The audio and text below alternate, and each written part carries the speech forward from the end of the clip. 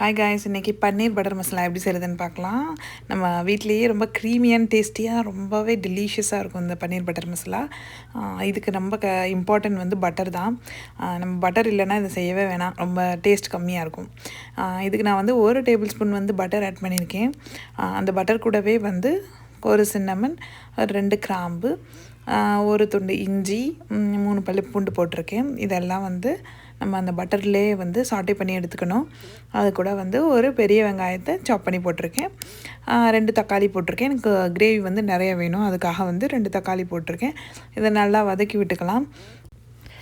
இதை வதக்குனதோட நம்ம வந்து முந்திரி எடுத்து வச்சுருக்கோம். அந்த முந்திரியும் எடுத்து அப்படியே போட்டு வதக்கிக்கலாம். இது வந்து இந்த முந்திரி வந்து நம்ம கிரேவிக்கு ஒரு நல்ல திக்னஸ் கொடுக்கும். நம்ம வந்து அதுக்கப்புறமா வந்து கொஞ்சமாக சால்ட் ஆட் பண்ணிவிட்டேன். இந்த கிரேவிக்கு ஏற்ற மாதிரி சால்ட் ஆட் பண்ணி கொஞ்சம் வாட்டர் ஆட் பண்ணி கொஞ்சம் நல்லா வேக விட்டு அதுக்கப்புறமா நம்ம வந்து இதை வந்து ஆற வைக்கணும். இந்த கிரேவி மட்டும் இல்லை, நம்ம எந்த கிரேவி செஞ்சாலும் நம்ம லைட்டாக கேஷ்யூ ஆட் பண்ணிட்டோன்னா அந்த திக்னஸ்க்கு நல்லாயிருக்கும். இப்போ வந்து நல்லா ஆறிடுச்சு. அதை நான் வந்து கிரைண்ட் பண்ணி எடுத்துக்க போகிறேன். நல்ல ஒரு பேஸ்ட் மாதிரி நல்லா கிரைண்ட் பண்ணி எடுத்துருங்க. இப்போ நான் நல்லா கிரைண்ட் ஆகிடுச்சு. இப்போ நான் ஒரு 2 டேபிள் ஸ்பூன் பட்டர் ஆட் பண்ணியிருக்கேன். அது கூடவே வந்து இதுதான் ரொம்ப இம்பார்ட்டன்ட்டு. இது கூட நான் வந்து பே லீஃப் ஆட் பண்ணியிருக்கேன், கொஞ்சமாக மிளகாத்தூள் ஆட் பண்ணியிருக்கேன். இதுதான் நம்ம வந்து இந்த ரெசிபி கலர் கொடுக்க போகிறதே. இந்த பட்டரில் மிளகாத்தூள் ஆட் பண்ணுங்கள், அப்போ தான் வந்து நல்ல கலர் கிடைக்கும். இப்போ வந்து நம்ம அரைச்ச பேஸ்ட்டை வந்து ஆட் பண்ணி கொஞ்சமாக வாட்டர் ஆட் பண்ணி நல்லா மிக்ஸ் பண்ணி விட்டுக்கலாம்.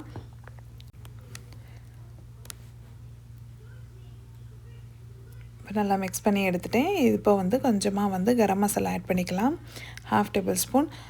இது வந்து இம்பார்ட்டண்ட்டு. இந்த ரெசிபிக்கு வந்து நம்ம சுகர் ஆட் பண்ணணும். அப்போ தான் அந்த லைட்டாக ஒரு இனிப்பு சுவை இருக்கும், நல்லாவும் இருக்கும் டேஸ்ட்டு. நான் கொஞ்சமாக சுகர் ஆட் பண்ணிவிட்டு பன்னீர் க்யூப்ஸை இந்த மாதிரி போட்டு பன்னீர் க்யூப்ஸ் போட்டு ஒரு 5 மினிட்ஸ் குக் பண்ணுங்கள். ரொம்பலாம் குக் பண்ண தேவையில்லை, ரொம்ப ஹார்டாயிரும். 5 மினிட்ஸ் குக் பண்ணிங்கன்னா நல்லா சாஃப்டாகவே இருக்கும். இப்போ நான் உப்பு செக் பண்ணி பார்த்தேன், கம்மியாக இருந்தனால கொஞ்சமாக போட்டுக்கிட்டேன். நெக்ஸ்ட்டு வந்து கசூரி மெத்தியை வந்து அந்த மாதிரி ஃபைனலாக போடுங்க, இல்லைனா கசப்பாயிரும். ஃபைனலாக வந்து நான் வந்து கசூரி மெத்தி போட்டு அப்படியே கொஞ்சமாக பட்டர் போட்டு சர்வ் பண்ணிடலாம். நான் பரோட்டா எதில் வேணாலும் நல்லாயிருக்கும். நான் இது கூடவே வந்து கொஞ்சமாக வந்து நானும் செஞ்சுக்கிட்டேன். 2 கப் மைதா ஆட் பண்ணிவிட்டு கொஞ்சமாக சால்ட் ஆட் பண்ணிவிட்டு சுகர் ஆட் பண்ணியிருக்கேன் நானுக்கும். அப்புறம் கொஞ்சம் நல்லாயிருக்கும். பேக்கிங் சோடா ஒரு 1/2 டீஸ்பூன் ஆட் பண்ணியிருக்கேன், ஏன்னா வந்து கொஞ்சம் சாஃப்ட்னஸாக வர்றதுக்கு. அதுக்கப்புறமா ஒரு கப் கர்ட் ஆட் பண்ணியிருக்கேன். கொஞ்சமாக ஆயில் ஆட் பண்ணிவிட்டு எல்லாத்தையும் நல்லா மிக்ஸ் பண்ணி விடலாம். இப்போ நல்லா பிசைஞ்சு விட்டுக்கலாம். பன்னீர் பட்டர் மசாலாவுக்கு நான்வெஜ் சாப்பிட்டா ரொம்பவே டேஸ்ட்டாக இருக்கும். சப்பாத்தி வச்சு சாப்பிட்டா ரொம்ப நல்லாயிருக்கும். நான் இன்றைக்கி நான் செய்யலான்னு இருந்து தான் அதை செய்கிறேன். நல்லா பிசைஞ்சாச்சு. அந்த டோவை நல்லா சாஃப்டாகிற அளவுக்கு நல்லா நீட் பண்ணிவிட்டு இதை மூடி போட்டு வச்சிடலாம். கொஞ்சம் நேரம் வச்சிங்கன்னா அது நல்லா, நம்ம ஈஸ்ட்டுக்கு பதிலாக தானே தயிர் போட்டிருக்கோம், அதனால் வந்து கொஞ்சம் மூடி போட்டு வச்சா இன்னும் கொஞ்சம் நல்லா சாஃப்டாக வரும். இப்போ நான் நல்லா மூடி போட்டு வச்சுட்டேன். இப்போ வந்து நான் வந்து கார்லிக் நான் தான் பண்ண போகிறேன். அதுக்கு வந்து நம்ம கார்லிக் எடுத்து இந்த மாதிரி கிரேட் பண்ணி எடுத்துக்கலாம். நம்ம வந்து அது மேலே அப்படியே போட போகிறோம். இன்னும் கொஞ்சம் நீங்கள் ஃபுல்லாகவே கார்லிக் நான் பண்ணுறதா இருந்தால் அந்த மாவுலேயே போட்டு பிசைஞ்சிருக்கலாம், இன்னும் டேஸ்ட்டாக இருக்கும். இப்போ நான் வந்து தட்டி எடுத்துக்க போகிறேன். நமக்கு எத்தனை நான் வேணுமோ அந்த அளவுக்கு நம்ம எடுத்துக்கலாம். இப்போ நான் வந்து நான் டோ வந்து நல்லா தேய்ச்சிக்கிட்டு அதில் கொஞ்சமாக கொத்தமல்லி, கொஞ்சம் கார்லிக் எல்லாத்தையும் போட்டு அதையும் தேய்ச்சிக்க போகிறேன். உங்கள்கிட்ட கருஞ்சீரகம் இருந்தாலும் அதையும் போட்டுக்கலாம், அது ஒரு நல்லா டேஸ்ட் கொடுக்கும்.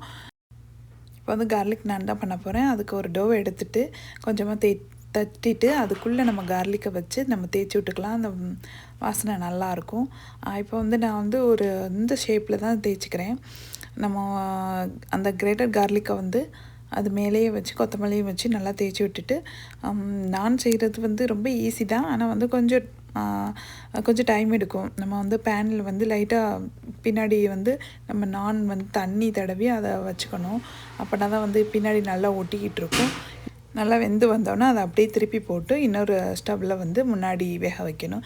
இந்த மாதிரி தான் நான் ரெடி பண்ணணும். ரொம்பவே டெலிஷியஸாக இருக்கும், செஞ்சு பாருங்கள் கண்டிப்பாக.